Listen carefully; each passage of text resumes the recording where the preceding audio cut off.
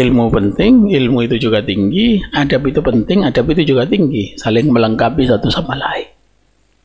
Orang yang punya ilmu tapi tidak punya adab, ya tidak baik. Orang yang punya adab tapi tidak punya ilmu, ya tidak baik juga. Gitu. Nah, ada konteksnya, ada situasinya kapan adab itu penting, ada konteksnya, ada situasinya kapan ilmu itu penting. Dalam pembicaraan soal ilmu, ya tentu saja ilmu yang penting. Tapi dalam interaksi sosial, dalam pergaulan, adab, ya itu tidak kalah pentingnya. Nah, ini yang penting yang kita dudukkan bersama supaya kita tidak salah, ya, menganggap bahwa adab ini yang harus kita utamakan, lalu kita tidak mengabaikan ilmu, kita tidak mau belajar dan lain seterusnya. Tidak begitu cara berpikirnya, gitu ya. Nanti kita ketemu ayat-ayat yang menunjukkan bahwa bagaimana Allah Subhanahu wa taala menempatkan orang-orang berilmu ya dalam tempat yang terhormat. Ya, nanti di belakang kita akan bicara ayat-ayatnya apa saja, gitu ya. Termasuk nanti hadis, gitu ya. Hadis-hadis Rasulullah SAW yang menjelaskan soal ya pentingnya ilmu itu ya banyak sekali.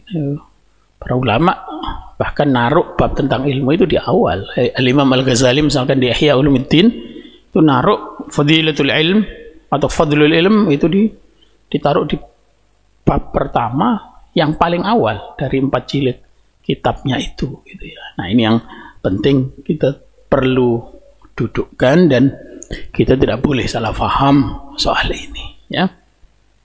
Nah, sekarang kita perlu dudukkan juga yang dimaksud adab itu apa. Kita kadang ketukar-tukar tuh antara adab sama akhlak. Mana adab, mana akhlak, gitu ya.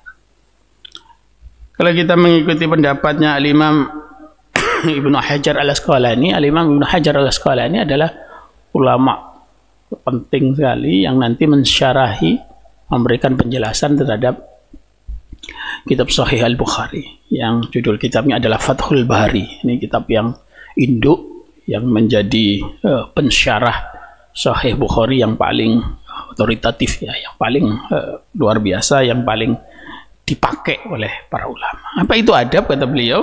Ini di Fathul Bari jilid 10 halaman 400.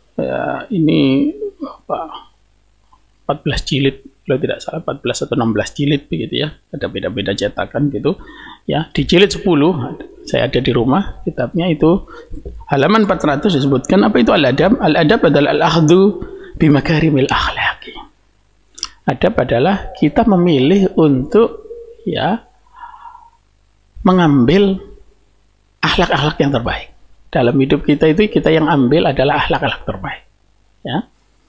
Dalam berbicara kita memilih ya berbicara yang sesuai akhlak itu yang seperti apa. Dalam ya kita bertetangga, akhlak yang terbaik, versi terbaik yang diajarkan oleh Rasulullah SAW, yang diajarkan oleh orang tua kita, oleh ulama-ulama kita, oleh guru-guru kita, itu yang mana? Ya, itu adalah adab.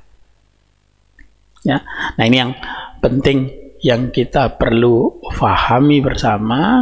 Ya, ini definisi, ini penjelasan dari Imam Ibnu Hajar Al-Asqalani. Tapi nanti ada pendapat-pendapat yang lain soal adab. Saya seringkali membedakan kalau adab itu sifatnya lebih personal, sementara akhlak itu komunal. Ya, maksudnya bagaimana? Kalau ngomongin soal adab yang personal, ya itu berarti tidak perlu dalam adab itu kita ya berhubungan atau terkait dengan orang lain. Kita sendirian saja sudah harus beradab. Kalau akhlak tidak. Ya. Contoh misalkan adab di kamar mandi, sendirian posisinya. Adab tidur, tidak akhlak tidur, tidak adab di kamar, tidak akhlak di kamar mandi, tidak. Tapi adab yang dipakainya harus begini, harus begitu, sendirian. Tapi akhlak itu komunal. Kita ketemu siapa, akhlak kita seperti apa? Akhlak kepada orang tua, akhlak kepada yang sepuh, akhlak kepada anak-anak, akhlak kepada tetangga, akhlak bertemu dengan orang non-muslim, ya.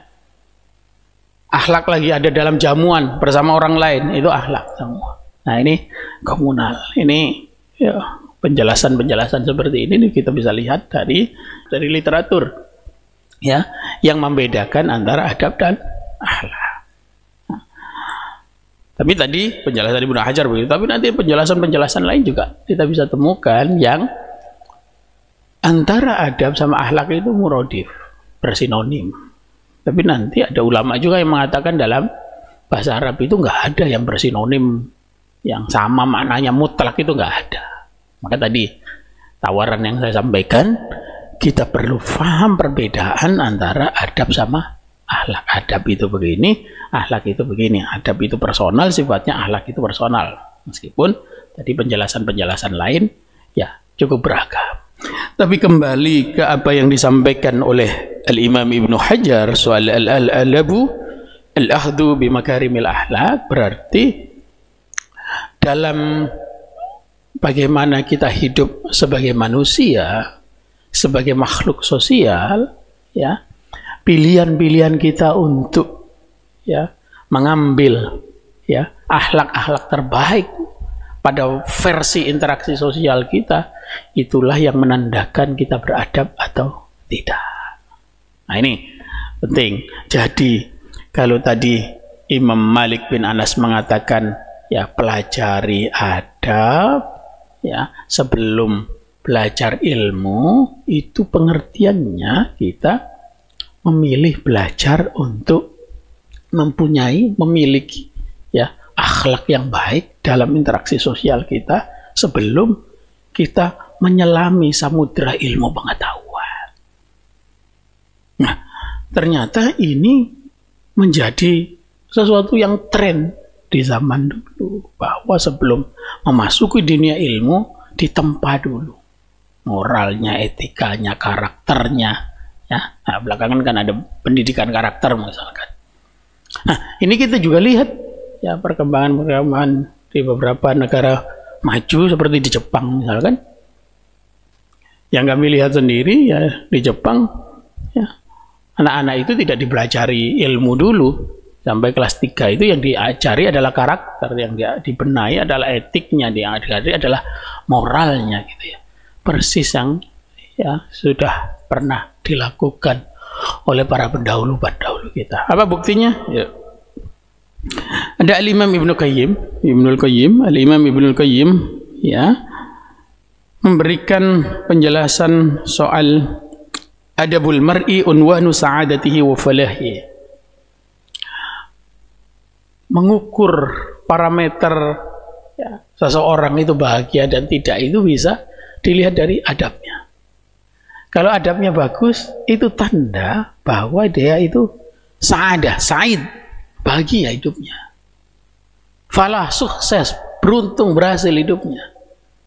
Artinya kebalikannya, kalau adabnya nggak baik, itu sejatinya dia itu ada masalah dalam hidupnya.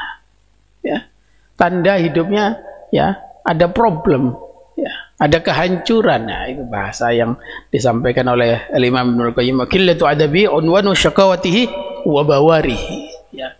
Orang yang adabnya tidak baik itu tanda bahwa dia ini syaqawah, syaki, dan syaki sa'id itu kalau di bahasa ya di hadis atau di penjelasan para ulama. Kita ini ditakdirkan apakah menjadi orang yang sa'id, bahagia, atau menjadi orang yang syaki, nauzubillah, ya, yang tidak beruntung, tidak bahagia. Jadi qillatul adab ya itu menandakan bahwa orang ini ada masalah. Ya, ada problem. Ada hal yang harus dibenahi.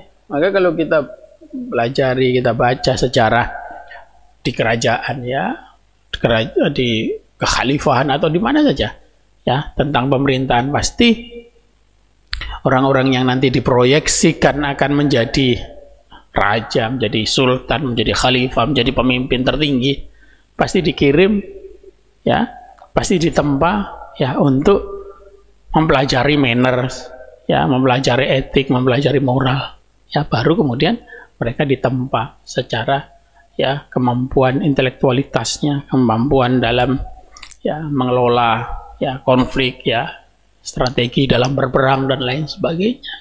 Kenapa? Ya karena memang ketika seseorang ya mempunyai ya kepekaan di dalam dia ya hidup dan berinteraksi sosial, soal etikanya, soal moralnya, berarti itu menandakan dia ya berhasil dididik ya dalam pendidikan yang terbaik, ya dalam ya dikemas, ditata hidupnya ya dengan benar gitu ya.